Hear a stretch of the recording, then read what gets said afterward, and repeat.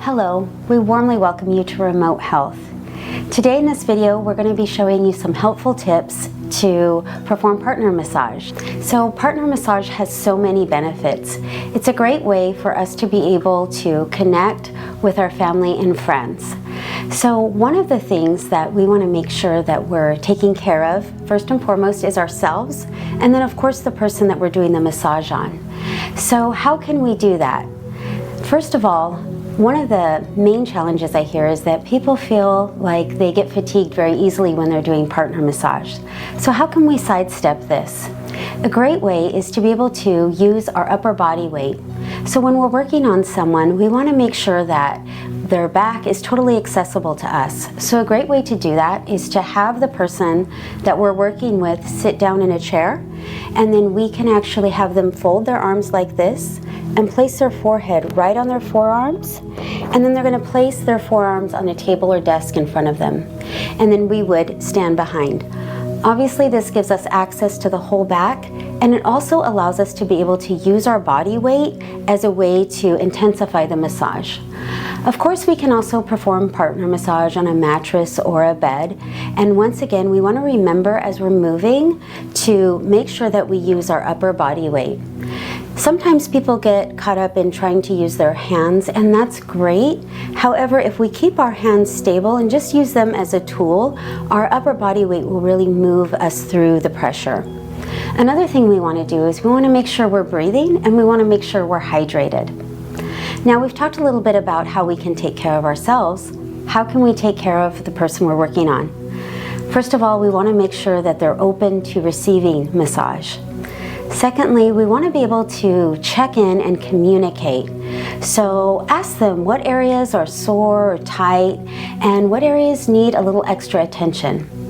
If at any time they feel uncomfortable during the massage, feel free to stop and explore how you can better support them.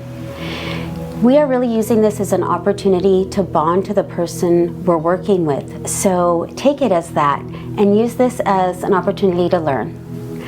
All right, so welcome. We've got our partner in the perfect spot for us to begin our massage.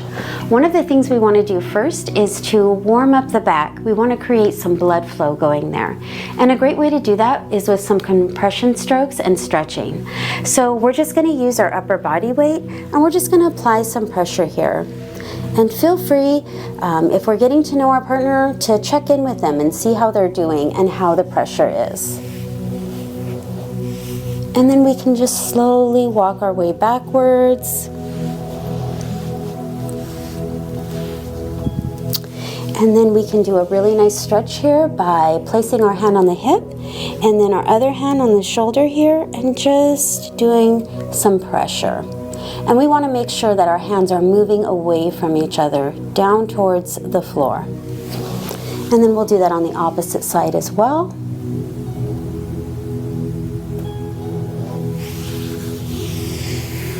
And then we're just going to work our way back up.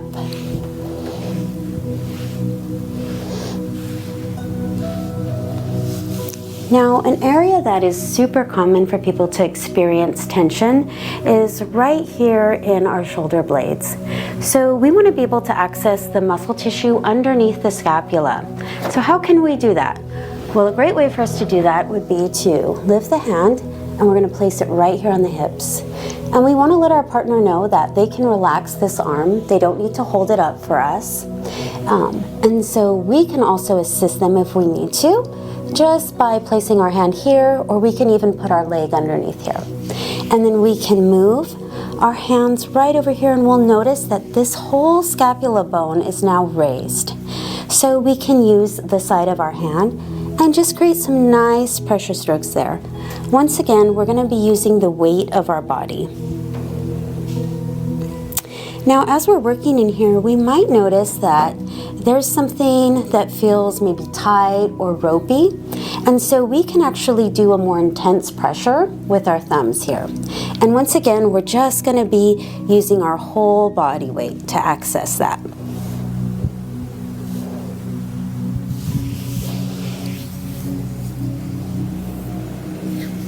And then we can want to do the same thing on the other side.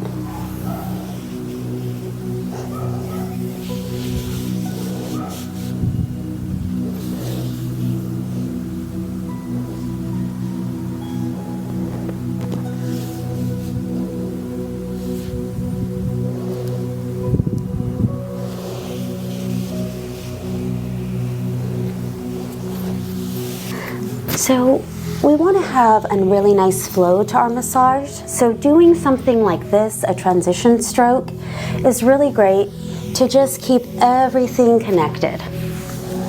Now, another area where people experience a lot of tension and stress is on the top of your shoulders, right here in the traps. And so what we can do is we can use our forearms to access this area, and we're just going to apply some light pressure there. And then we're going to work our way around the tops of the shoulders.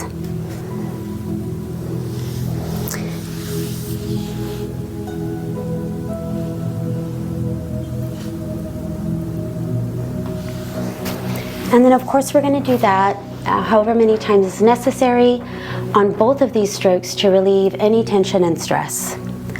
Another great thing we can do is we want to create some friction in the body. So we can do some light, gentle rocking.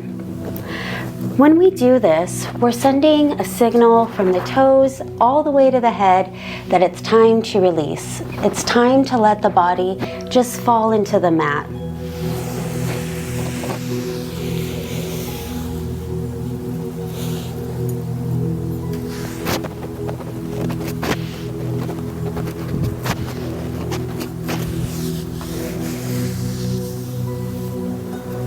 So another area that's really common is our neck to have tension. And we're going to want to work in this area here in her neck.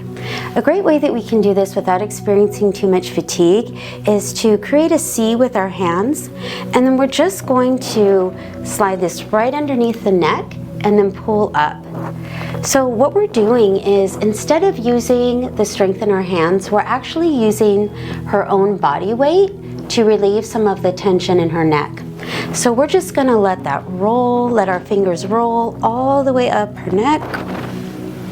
And then you'll notice when you get towards the head, there's a nice little part of the skull that curves out, and that's called our occipital ridge. It actually creates a perfect ledge for us to slide our fingers underneath and then create a really nice stretch.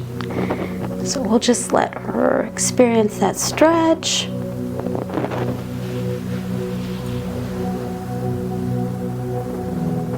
One of the things that's also really helpful when we're working on someone on the floor is that there's not a lot of softness underneath. So for instance, when we're working on a mattress or a bed, there's almost some resistance that comes up because it gives.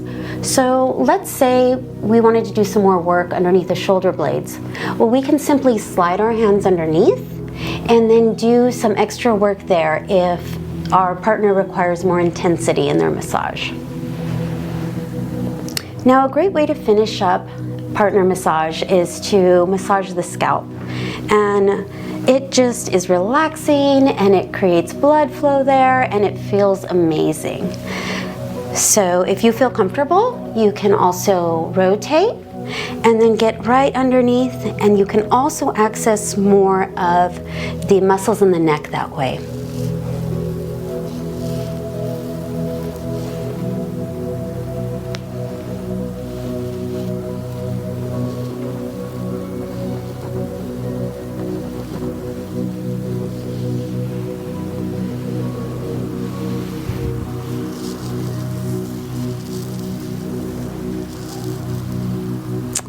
Okay, so these are just a few strokes to get you started.